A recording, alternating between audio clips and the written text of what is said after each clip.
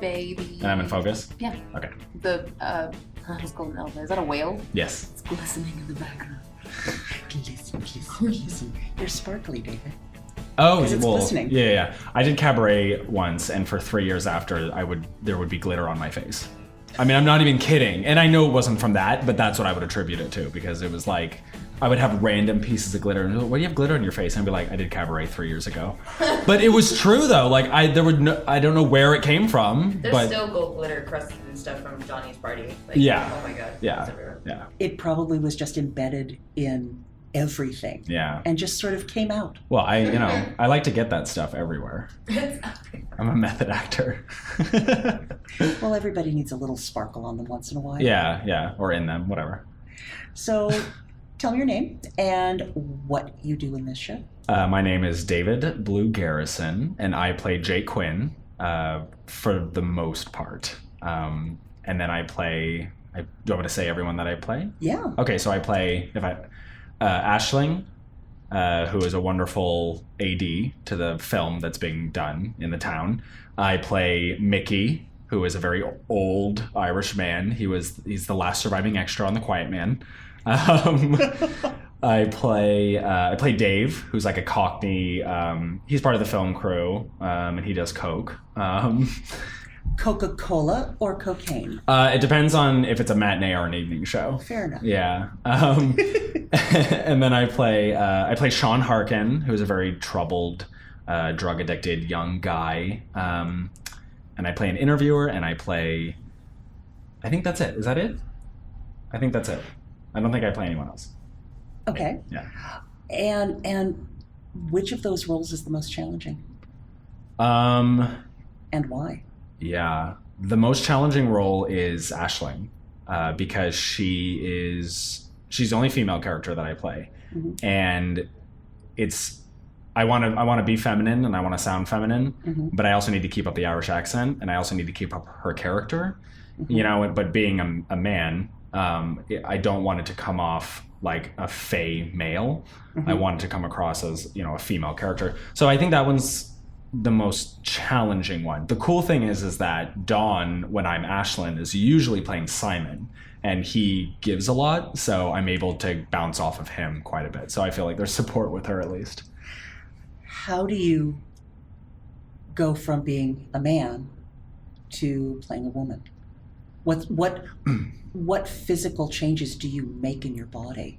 I think it's a lot of where I put my center, So if I'm more masculine, if I'm playing, one of the men, I tend to hold myself more center and kind of lead with my pelvis, if you will. Okay. And just more of a stiff kind of the way I hold myself. And then when I switch over to Aisling, I try to be a little more hippie, kind of resting on my hip, and she's a little more fluid with her movements. They talk about how she's kind of fluttering about the set, and so I kind of am trying to embody that. So a lot of that, I feel like the physicality I haven't had a chance to explore too much yet. We've been really focused on blocking and character and stuff. So I'll continue to develop her, I think. And what is it like playing the last surviving extra on The Quiet Man? Mickey is he might be my favorite character, like other than Jake, just because Mickey is, I just imagine him as this big, wonderful man. I just imagine being a big fat guy and just, like one of those people you want to hug and gives the best hugs. And he's just so sweet, and he's all about Ireland. And he's all about, he's very strict though about the rules because he's been doing movies for a while now. Mm-hmm. So he knows what needs to be done, but I just view him as this lovable guy. So I love playing Mickey. And he kind of gets this emotional ending, and I always think that's fun when you get to play someone that the audience just likes from the get-go because the dialogue is so good, and then you get to make the audience feel something because you know that they're rooting for him. So yeah, I really love Mickey. He's I love being the last surviving extra on The Quiet Man. Have you seen The Quiet Man? I have seen The Quiet Man. Did you see Mickey? Yes. Yeah. He does a really good job. Yeah, and Nice. He always returns his boots after filming like he's supposed to. What a good extra. He's a great extra. Yeah. What about this script surprised you? Gosh.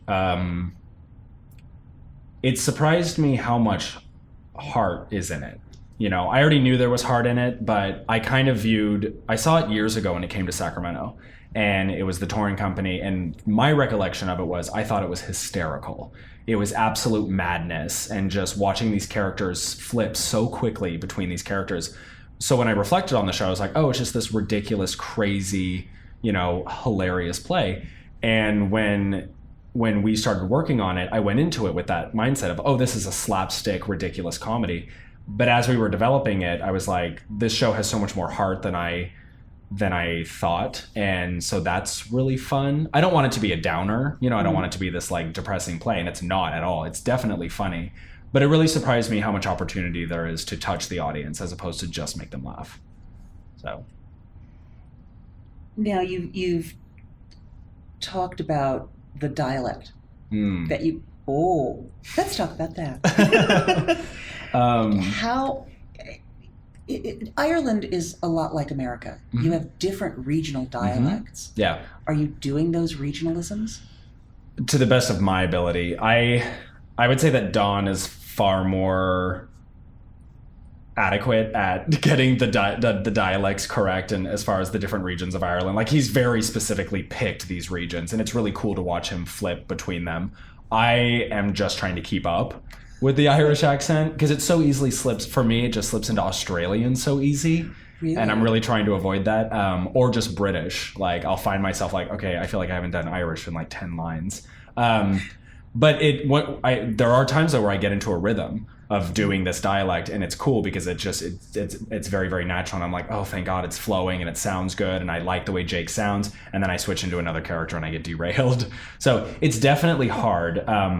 I have to go from an Irish accent into a Cockney accent, which is insane. That is nuts. Yeah. Yes. And like it's much easier to go from Irish to American or Irish to, but like from Irish to Cockney, I'm having such a hard time. And so like, so that it's definitely challenging, but I think we are going to be at a point where we're going to sound so natural, we're going to sound so convincing that the audience is going to forget we have accents, and they're just going to be focusing on the story and the characters. I'm pretty sure. And that's what audiences are supposed to do. Yes. They're supposed to get involved with the story. Right. And not go, oh, that actor can't do an Irish. Right. What were they thinking? Yeah, exactly. That dude. Yeah, I don't want the audience to be thinking at all about our performance. I want them to be totally focused on the show. And then when it's over, they can be like, they were really good, you know, but it would be awesome if they just got lost in it. And I think the way that Ashley's directing it so that it is very fluid, and it does move with this really cool pace, and she has a really clear understanding of character intentions and stuff, which has become apparent in rehearsal, you know, and kind of giving us that motivation with our blocking. So I think the accents, while they're really challenging, they're going to melt away at the beginning of the show. Okay. Yeah. I mean, I hope. What excites you coming to rehearsal? When you get up in the morning and you go, oh, I have rehearsal at X o'clock this evening. Right.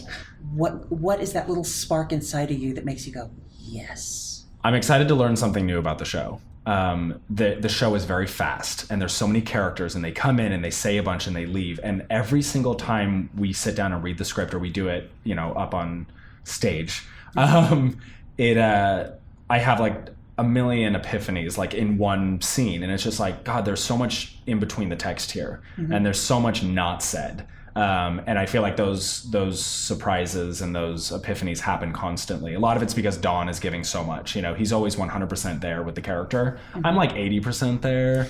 I'm more enjoying his performance. So that's exciting. I love looking forward to rehearsal because I know that I'm being led by someone very confident and very I'm gonna like talk about Ashley right now, even though she's in the room.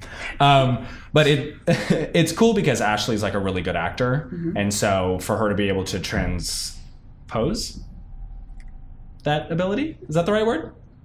No. I can see where you're going. You know what I that. mean? You know what I mean? Yeah. She knows what she's doing as an actor, so it's really cool that she's able to actually verbalize that, because there are people who can act, but they couldn't tell you how to begin to someone else, you know? And so I look forward to that. So I look forward to the discoveries, and I look forward to the process. That's what gets me excited about rehearsal every night. Cool. Yeah.